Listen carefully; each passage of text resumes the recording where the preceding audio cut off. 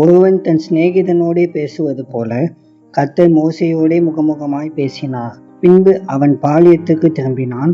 நூனின் குமாரனாகிய யோசுவா என்னும் அவனுடைய பணிவிடைக்காரனாகிய வாலிபன் ஆசரிப்பு கூடாரத்தை விட்டு பிரியாதிருந்தான்.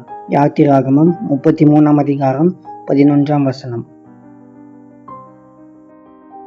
இந்த உலகில் நமக்கு முன்னோடிகளாக வெற்றியுள்ள வாழ்க்கையை வாழ்ந்த தேவனுடைய பிள்ளைகளின் சாட்சிகளை கவனிக்கும் போது அவர்களுடைய வாழ்க்கையில் வேத வாசிப்பிற்கும் ஜபத்திற்கும் ஒரு குறிப்பிட்ட நேரம் ஒதுக்கி அதை ஒருபோதும் தவறவிடாதவர்களாக இருந்தார்கள் என்பதை நாம் காண முடியும்.